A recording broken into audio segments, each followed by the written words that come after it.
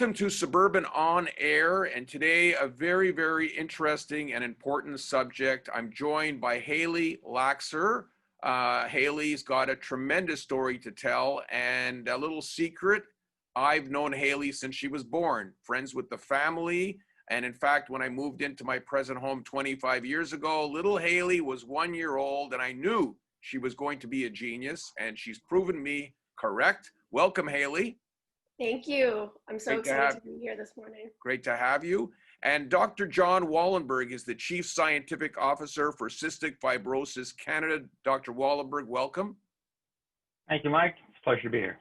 All right, and that is the reason why we have this call. Hailey will tell her story, but Dr. Wallenburg, perhaps for viewers who are not familiar with CF, can you perhaps explain what is cystic fibrosis? Well, simply put, cystic fibrosis is the most common rare disease affecting Canadians. It's a fatal disease, and although it's caused by mutations in a single gene, it's a multi-organ disease.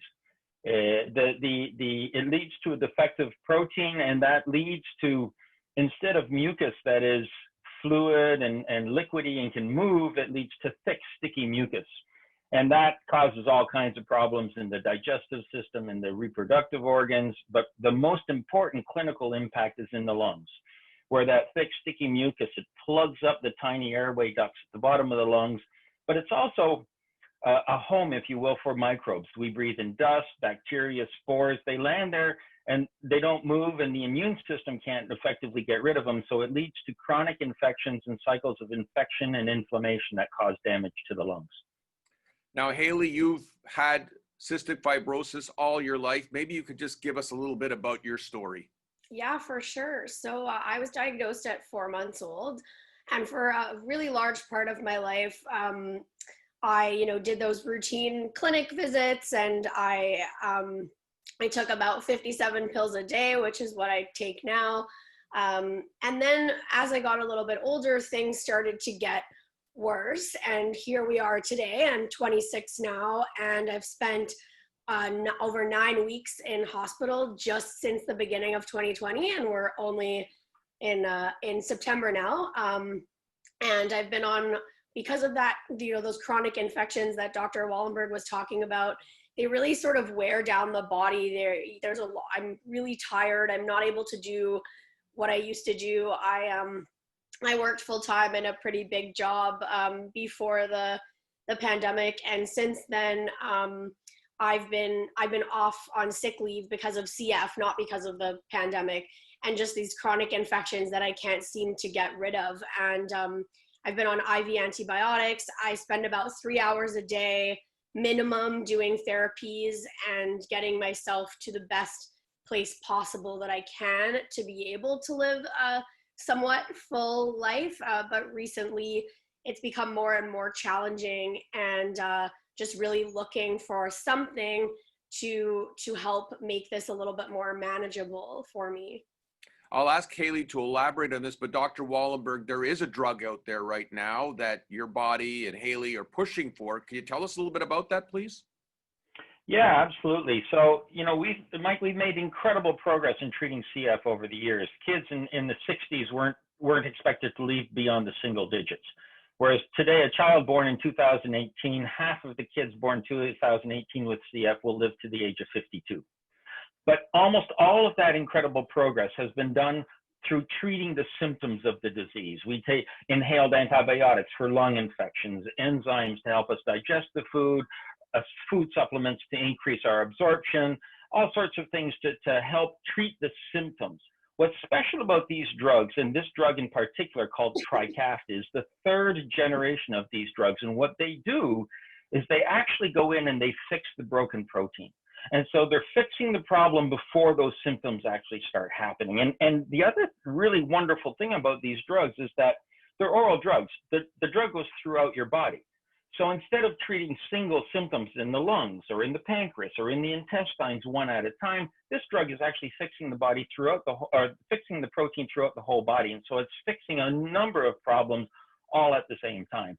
And the effects have been absolutely outstanding in individuals. I mean, We've seen it from the clinical trials and from anecdotal evidence from individuals where it's in some cases it almost seems miraculous, the improvement in the health that this can bring to people. So Hailey, what do you have to say to authorities out there who could let this drug be regulated? What's your message? Absolutely. Well, I've told this story to a number of people, a number of outlets, politicians, and the response that I get from most people is, wow, like, why aren't we funding this? Like, it seems so logical. It's almost a miracle drug. It's treating the root cause of the disease. It is changing and saving lives. So it seems so logical, and yet we're facing all of these barriers constantly. And I've been fighting my entire life, every single day, to just get through and get by and achieve things to make my life meaningful.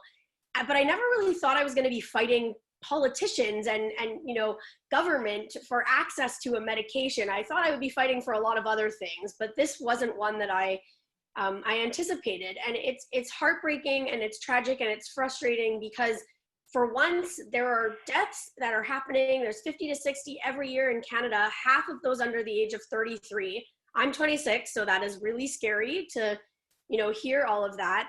And people are dying preventable deaths right now. Like, it is possible that this drug would completely change the course of what I thought my life would be like, would allow so much of us to contribute.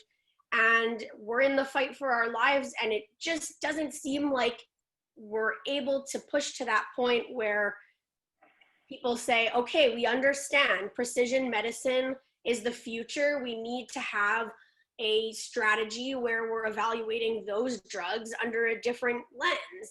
And it's really, really difficult to be in this situation, frustrating to know that I was sitting in the hospital for 3 weeks this past month. I just got out about a week ago, and I potentially didn't have to be there if I was on one of these drugs that would have helped stop the infection. So yeah, it's the fight of our lives. It's mind-boggling. And since you moved out away from Montreal, you and I have spoken a few times. I speak to your dad, I speak to your mom, I speak to your grandfather, and we all share just incredible admiration, because you've really not allowed this to stand in your way. You've really worked very hard at making your life as full as possible. Yeah, I really have. And what's really unfortunate now is I feel like a lot of that work is sort of unraveling, because CF is taking the driver's seat in my life right now. And I'm sort of just watching it happen and taking part in it, and knowing that there's a drug that can help me and, almost all of the 4,400 Canadians living with it is exciting, but awful to know that we just can't access it. And that's the problem. It's not that it doesn't exist, it's that we can't access it. Yes, exactly. Now, Dr. Wallenburg, tell us your story, why you got involved in this cause. Oh, goodness. My first daughter was diagnosed in 1986 at the age of 7 weeks with cystic fibrosis.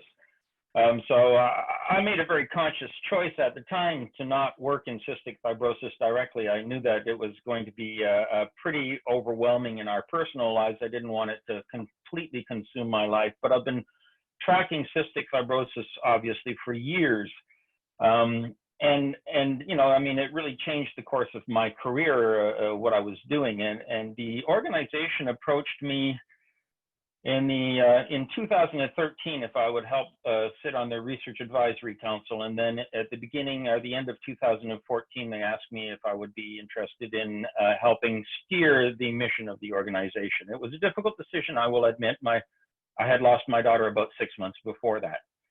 And so I can sort of empathize very much with Hailey and all of the other people living with cystic fibrosis to look at now what we have, a drug which would not exist, by the way, if Canadians hadn't discovered the gene in 1989. So there's this sort of sense of that, hey, we've contributed to this. We're a part of creating this incredible drug, and yet we're not able to access it. So, when I joined the organization, I honestly did not think I was going to be doing an awful lot of advocacy, because like Hailey, some of the decisions just seem so logical. It just seems so rational. This drug is just so phenomenal. Why would you erect barriers to its access? And yet here we are. And so it's incredibly frustrating to see that what's happening right now is changes at the Patented Medicine Prices Review Board, which is one of the bodies that regulates the prices in Canada. They've put such a chill on the in the pharmaceutical industry in Canada that there's been a significant decrease in the number of drugs that have gone to Health Canada. There's been a drop in the number of clinical trials that have come to Canada, and that was pre-COVID. So we've been lobbying pretty hard for the last year or so to make sure that these regulations don't stand in the way of access to drugs like Trikafta. This isn't just for cystic fibrosis, Mike. This is something that should really be of concern for all Canadians, because this is the future of medicine. Drugs like this, these types of precision medicines, are really the future of medicine. It's when you understand the biology of a disease so well that you can start targeting that real basic defect, thinking cancer, thinking all sorts of other diseases that would be impacted by this as well. We just happen to be at the forefront of the fight. Interesting. Hailey, we're into the COVID pandemic, many months now. Tell me, someone with CF, what are your worries of living and being around outside, going out, doing out? I don't know if how safe you're trying to be, because you must be more at risk. Yeah, definitely. I'm definitely more at risk because both the lungs, the respiratory system is compromised, and my immune system as well from CF. And I also had a liver transplant back in 2009. So that's just another piece of that.